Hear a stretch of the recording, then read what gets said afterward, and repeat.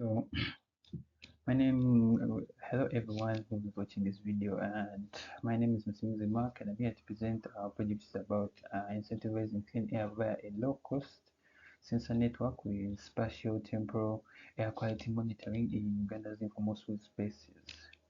So, yeah, our project is basically all about creating a way to monitor the air quality in informal food spaces, which are basically all those places, the chapati stores, the small eateries, those local markets, all those places which are become a lifeblood of our modern communities, ones that cannot live without. And now, since these places are usually outside the jurisdiction of some formal regulations, it's actually not easy to track the air quality. So we're trying to find a way to create cheap and affordable ways such that even ordinary food stores and eateries can actually afford to monitor and improve their air quality through incentivizing incentives that will encourage more and more users to keep their air clean and be rewarded for doing that.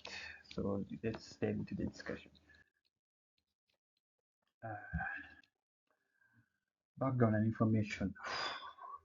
So, a low-cost air quality monitoring is so basically want to use uh, affordable affordable sensors which can help the business owners, not even on them, also the customers, can enable them to track the carbon dioxide, the nitrogen, the PM 2.5, PM 10 particles within the food spaces where they eat, the ones they own, and we want them to be resource constrained so that they do not take up a lot of the users' resources, especially since like you can see the informal food spaces, so they not all have access to large amount of funds. So we don't want to we don't encourage people to buy these sensors and yet they're gonna spend more money just to maintain them. So that's why we want to provide them sensors that require less resources, even in cases where it may even be out of their control, like in cases where power leaves, when they can lose the internet connection, power. So we want to provide them with sensors that can actually continuously remain on, require the least amount of resources, even in those unexpected circumstances. And when I use a spatio-temporal pollution modeling, that's basically going to help. So what the system will be running, it's going to help the it's going to help users, and also especially users and also the business owners, to track the air quality within their restaurants, and also maybe help other users like the customers to track which locations have the best air such that they can be comfortable wherever they're eating. So want encouraging, this is an incentivized best public health interventions. Also, we're trying to promote the practice through providing incentives, rewards like providing badges for those with cleaner venues, visibility boosts, to act like a form of advertising. Since now we have, if you keep a cleaner environment, you basically be your establishment will be advertised or will be shown to more users. So for those who have clean environments, they will essentially be they'll be linked up with more users, and also grants to motivate sustained action. So for if the grants are there, we especially can provide them to those startup businesses that are trying to maintain good air, so that they can encourage them, not only help them expand, but also encourage them to continue sustaining the clean air that's in their establishments.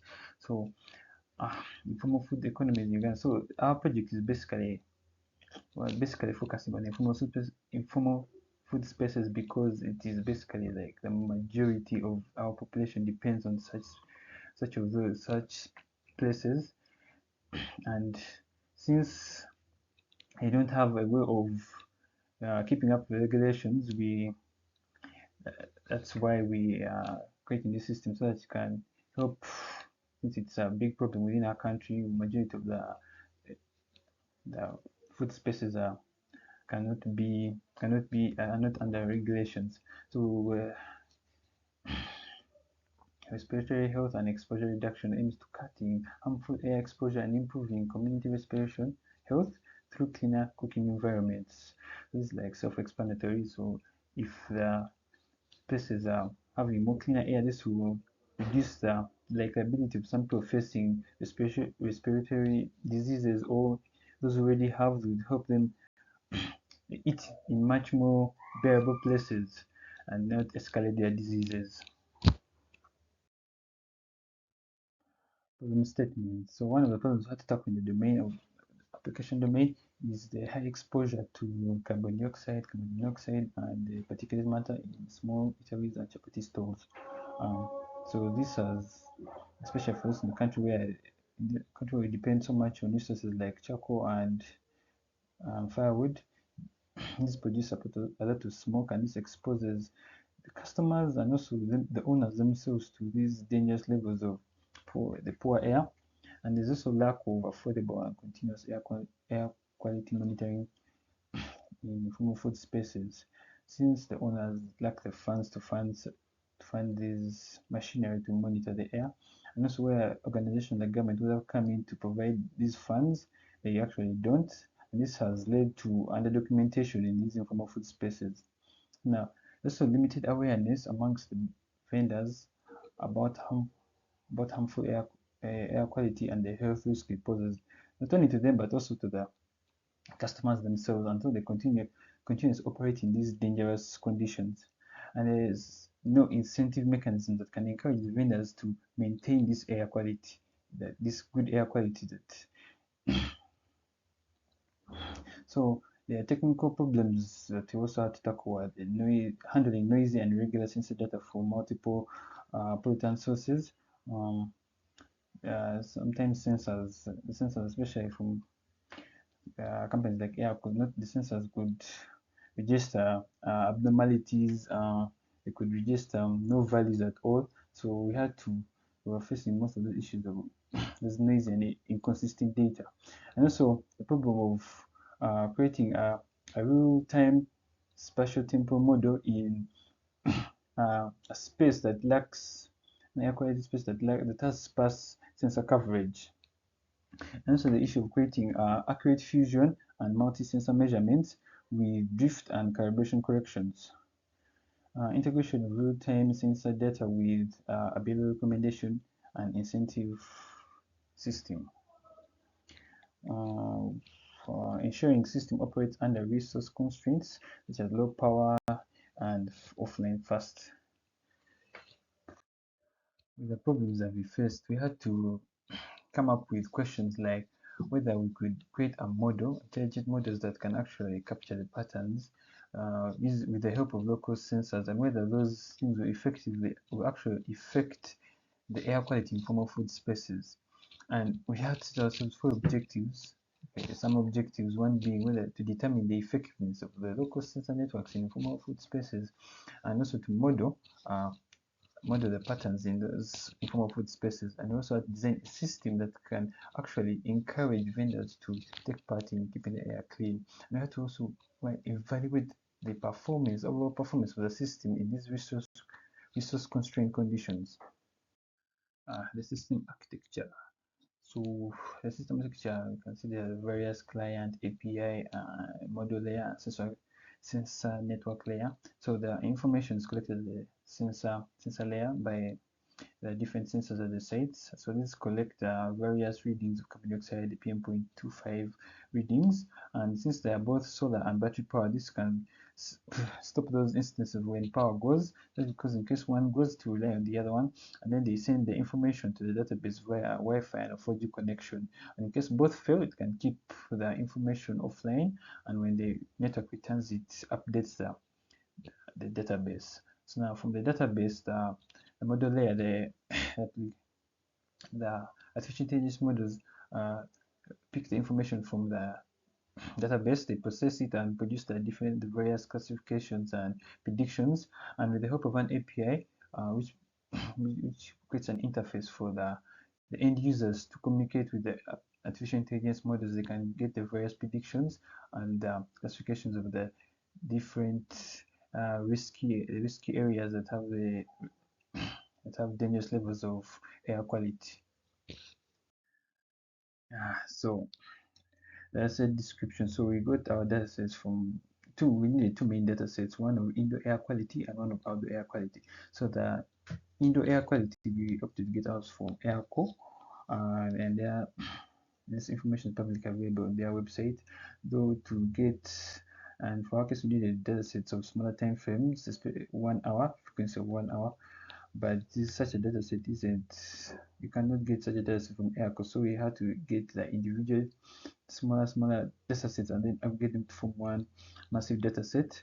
And the key features this dataset has, basically it has the PM 2.5 readings, the site longitude and latitude, and then this of course the time.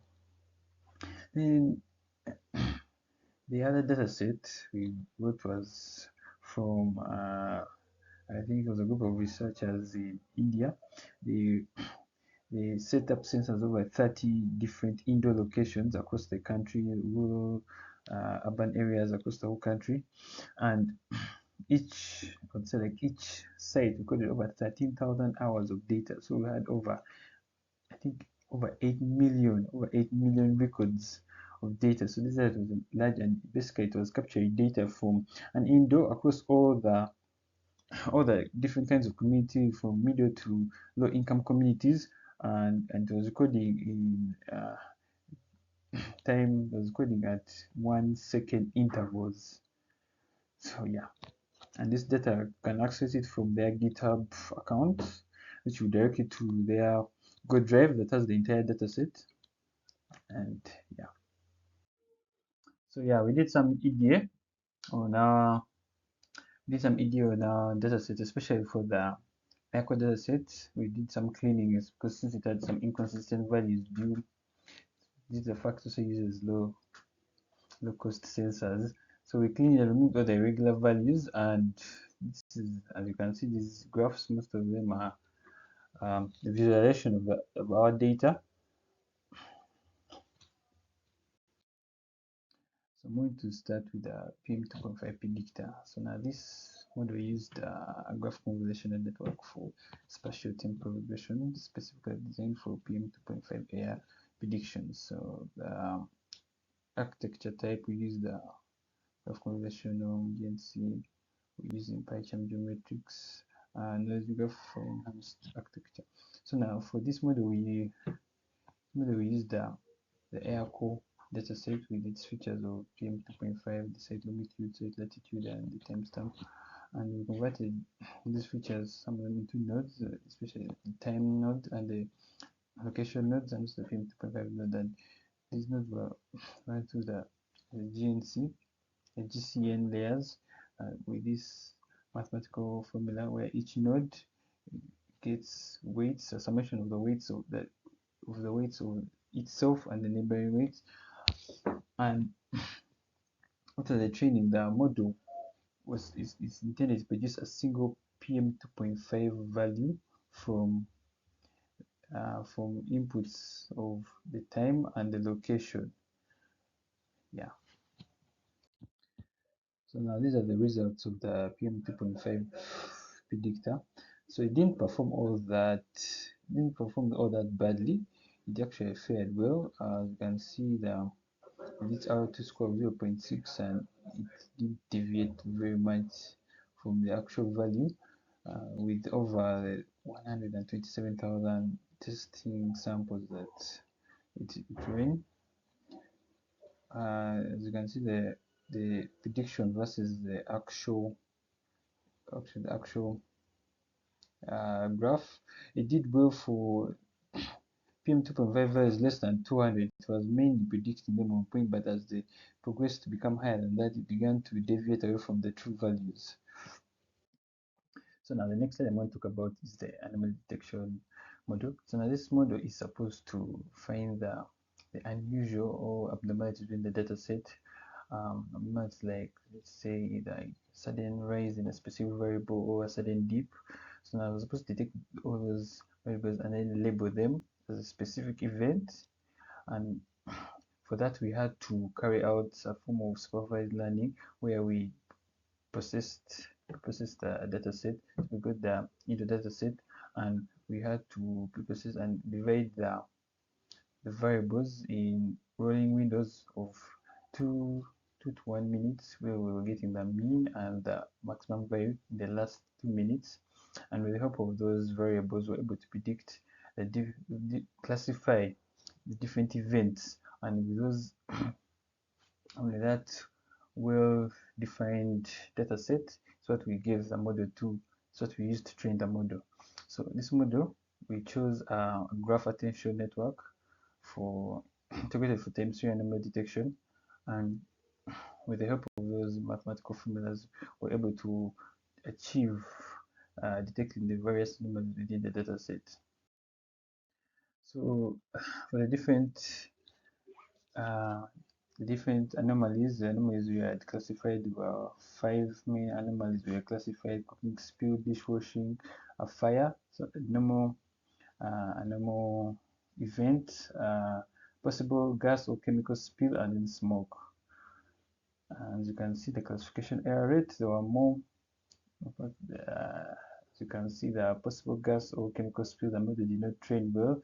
It failed all the predictions under that category. But for the other 4 categories it tried, as you can see from the detailed confusion matrix, you can see the possible gas or chemical spill. For every true predictions, it did not predict any, so it didn't perform well in that category.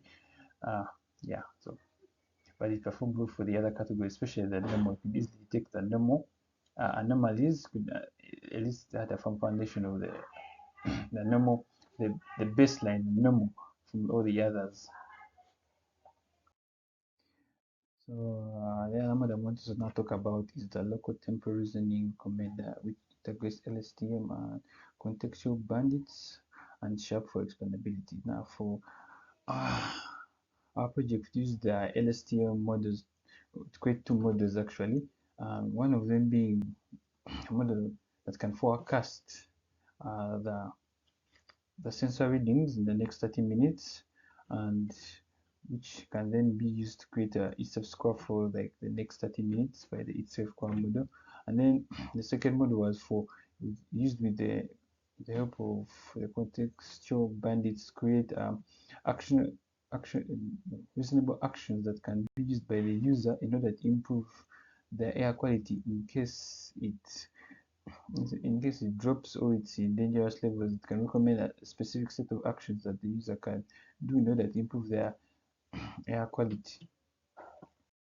So now the last thing I want to talk about is the itself score model. So just like the anomaly detection model, we had to synthesize the data set from the sensor readings, which are preprocessed to give us rolling windows of 2 minutes, and then this dataset that's fed to anomaly detection produce the different anomalies in those different time slots. And itself score was calculated by getting 3 categories: the gases and the particulate matter in the environment, comfortability, and the anomalies. And depending on the concentration of the particulate matter and the temperature and humidity, plus depending on the anomaly, if the particulate matter of the gases and high concentrations will subtract from the total itself score, and if comfortability, the temperature and humidity also high, to do the same will be done. And depending on the anomalies, what's the anomaly, the more weights that are deducted. And this was used to produce a data set which was then fed to a deep neural network or multi-layer perceptron to produce a regression model for continuous value prediction, which varies the itself score.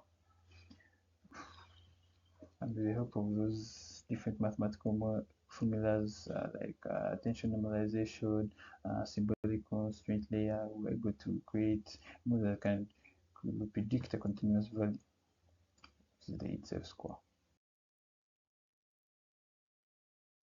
So as you can see from the summary of the results, some models perform fairly well. They did not underfit, and they did not also deviate away from, they didn't produce large errors. So yeah, they performed fairly well, but not would have expected to get better values than this. So model selection, we choose other four models since they occur different tasks in order to achieve the itself score and also produce other things like the actionable recommendations, forecasting sensor values, and predicting the PM 2.5 scores. So need other other models, and created a single pipeline that can call other four models to uh, produce results. So now demonstration of the product. So now the product basically has two interfaces, one for the customer and one for the business owner. So now from the customer's interface, they have a map interface where they can easily see the itself scores of the various restaurants, and they can easily see the PM 2.5 in the area and the itself score to be.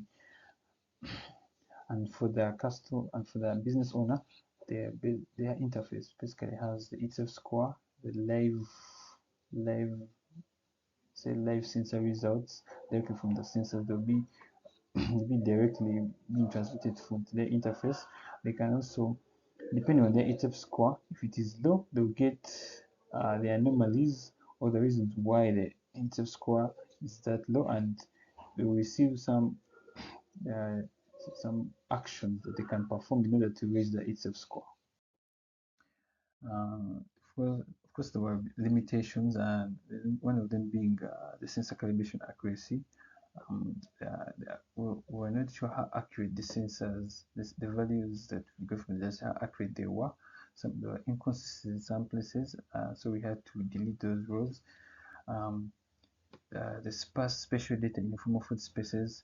Now in Uganda, the only form of air quality we get is from airco, and that is external air quality. We do not have any reliable source of indoor air quality within Uganda, so yeah, the data was scarce. Power and connectivity issues. So now, in Uganda, there are issues of blackouts, and in case of a system which relies on too much on electricity, if these blackouts occur, then it can stop working, and then it wouldn't be able to record values during that time. So model drift over time, limited behavior data for incentives, and connectivity loss. So connectivity loss basically means that there's lack of internet, maybe due to power loss or network issues. So suggested improvement. So one of the improvement is integrating real-time calibration feedback using reference sensors. To deploy more additional low-cost nodes across to improve coverage. So if we deploy more sensors in multiple places, then you can uh, get more spatial data that can use to improve the models. Using hybrid and solar offline caching for data resilience. So basically this is using sensors that use both electricity and solar, so that in case of power outages you can continue to record data and store it offline, and when the network or internet returns back, then it can send all the information at once. Schedule retraining cycles with updated data. Introducing gamified participation features. So this is a way of encouraging uh, business owners to participate in activities that involve having cleaner, sustainable air in their environments, in their establishments. Conclusions. So we demonstrated that it's actually possible to use local sensors, to monitor the air quality in formal food spaces. As long as we have enough of that data, then it's possible to continuously get data that can help us improve the air quality in formal food spaces. We show the potential for improving respiratory health through cleaner air in informal food spaces. So if everyone comes on board, then and everyone is able to improve the air quality in their establishments, you can actually decrease the health risks over time and eat in basically healthy environments. So future work, so we expect to expand deployment to other urban areas beyond Kampala, because Kampala it has majority of the sensors, and also some cities, but they only have a few. uh, and for the case, and when it comes to indoor air quality, there is actually no publicly available data set for you in Uganda for indoor air quality at all. Uh, so they expect to expand that in the future. Integrate wearable learning tracking for individuals. Explore federated learning for cross-city pollution prediction. So now, if other organizations or other countries come and support us, we can come and train our models and ensure that they can help not only us but also other cities and maybe also other countries to have cleaner air in their respective informal food spaces. Strengthen vendor incentive schemes with digital reward systems. But so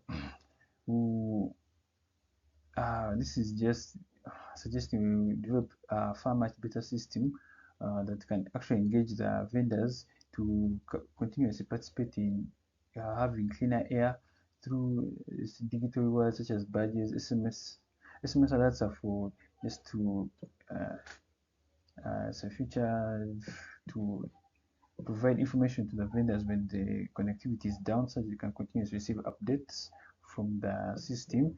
Even though there's no internet, they can receive their continuous feedback from the system through SMSs. So I hope you enjoyed my presentation. So I would like to end here. Uh, Goodbye.